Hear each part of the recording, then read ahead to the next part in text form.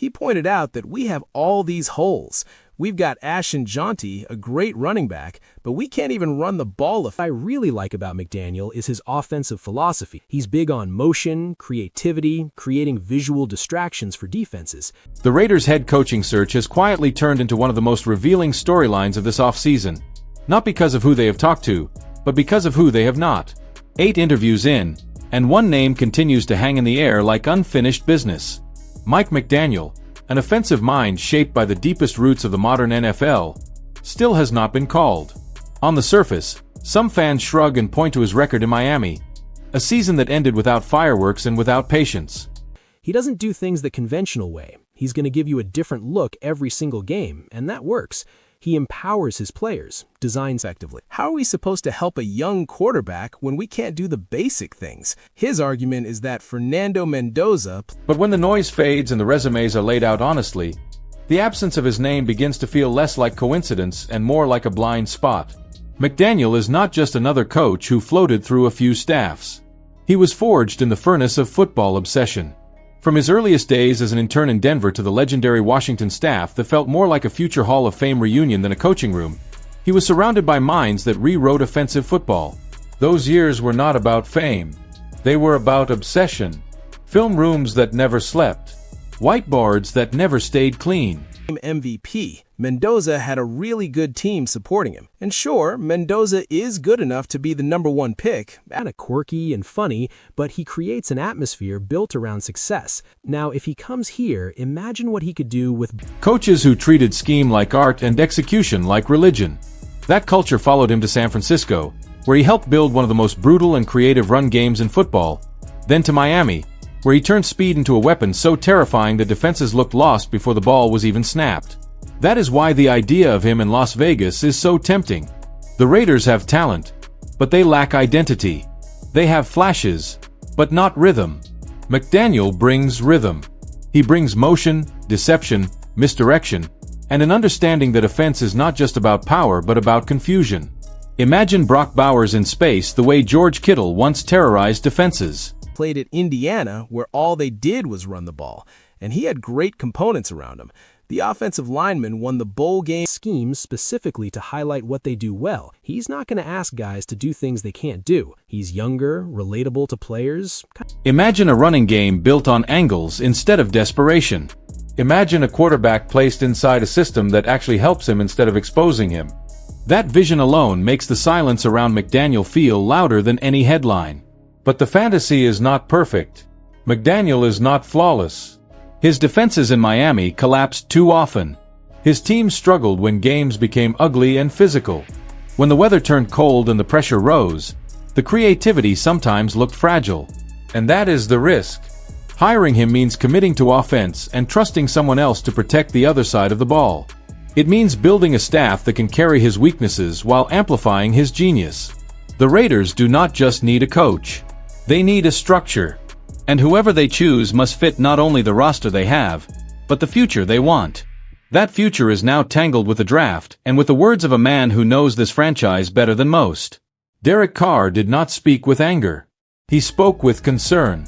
He looked at the #1 pick and did not see salvation. He saw danger. He saw a young quarterback being thrown into a broken house and being asked to rebuild it alone. His message was simple.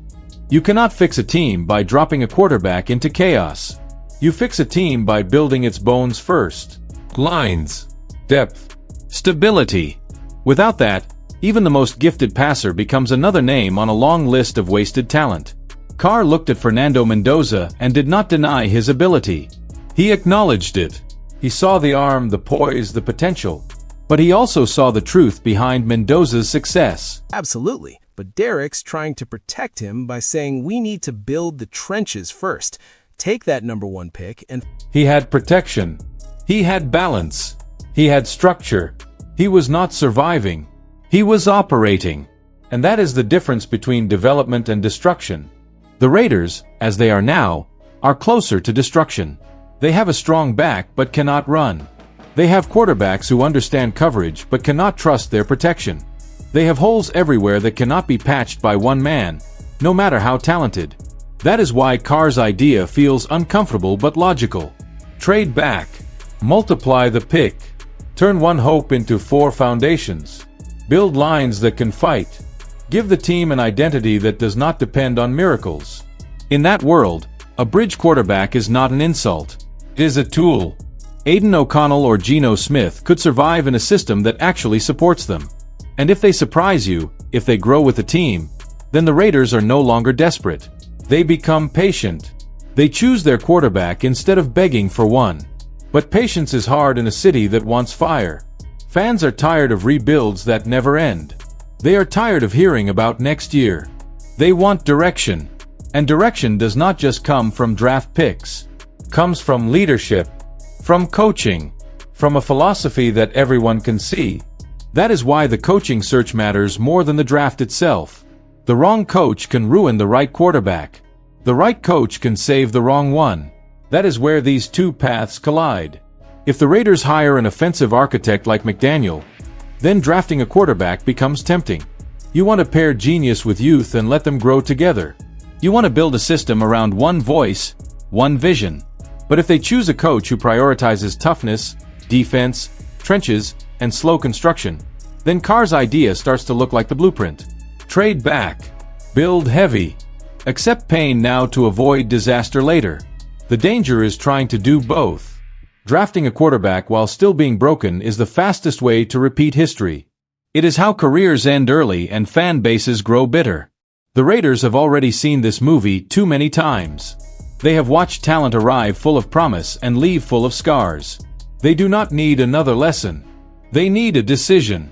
Even the idea of trading Max Crosby, as painful as it sounds, fits that radical rebuild vision. One star could become 5 foundations.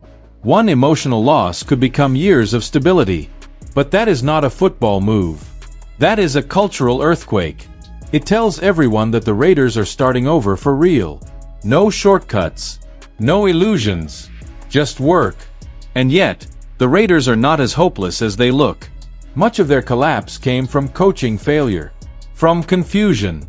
From players being left to teach themselves. That is not a talent issue. That is a leadership issue. Fix the leadership, and suddenly the roster looks less broken. Suddenly, drafting Mendoza feels less like throwing him into fire and more like giving him a future. This is the moment. The Raiders cannot drift through this offseason. Every decision connects to another. Coach determines scheme. Scheme determines draft. Draft determines timeline. Timeline determines patience. And patience determines whether this rebuild becomes a resurrection or another chapter in a long book of disappointment. No matter what they choose, one thing is clear. This franchise is standing at a fork in the road. One path is bold and fast. The other is slow and heavy. Both can work. Both can fail. What matters is commitment. Half measures will destroy either plan. Now the question belongs to you. Should the Raiders chase an offensive mastermind and build around a young quarterback right now? Or should they tear it down, build the trenches, and wait for the right moment to strike? Do you trust this front office to make the hard choice? Or are you worried they will try to please everyone and satisfy no one? Drop your thoughts below, let the debate begin, and if you want more deep, dramatic breakdowns like this, make sure to like, subscribe, and stay locked in, because this offseason is just getting started.